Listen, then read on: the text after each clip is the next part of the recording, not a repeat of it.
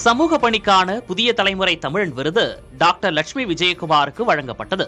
இதுகுறித்து தனது மகிழ்ச்சியை வெளிப்படுத்திய அவர் இந்த விருது கூடுதல் பொறுப்பை சேர்த்துள்ளதாக தெரிவித்தார்.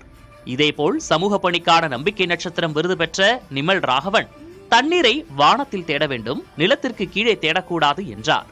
மேலும் தண்ணீர் தட்டுப்பாட்டை போக்க ஏரி குளங்களை சீரமைக்க வேண்டும் எனவும் அறிவுறுத்தினார். வெளியூரில் போய் நிறைய விருதுகள் வாங்கியிருக்கிறேன். ஆனால் தமிழ்நாட்டில் தமிழ் மக்கள் அங்கீகரித்து நம்ம மக்கள் ஒரு விருது கொடுக்கும்போது அது ஒரு தனித்துவம். அது அதுக்கு இணை வேறு எங்கேயும் கிடையாது. எனக்கு மட்டுமல்ல, என்னுடைய எல்லா வாலண்டியர்ஸ்க்கு சேர்ந்த விருது தான் நான் நினைக்கிறேன்.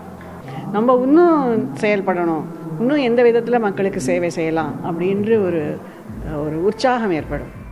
ரொம்ப நன்றி புதிய தலைமுறைக்கு என்னை தேர்ந்தெடுத்ததுக்கு. ரொம்ப ஊக்கமாக இருக்கும். இது எல்லினோவால் எல்லா இடத்துலையுமே பாதிப்புங்கிறது வந்துருச்சு.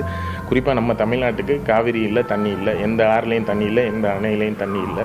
இப்போ தண்ணி இல்லாட்டியும் அணைகளில் கண்டிப்பாக மழை பெய்யும். ஸோ இந்த நேரத்தில் நம்ம இப்போது தண்ணி இல்லாத நேரத்தை இருக்க ஏரி குளங்களை சரி பண்ணி வச்சுக்கிட்டோம் அப்படின்னா நம்மளால் நிறையா தண்ணியை சேமிக்க முடியும்.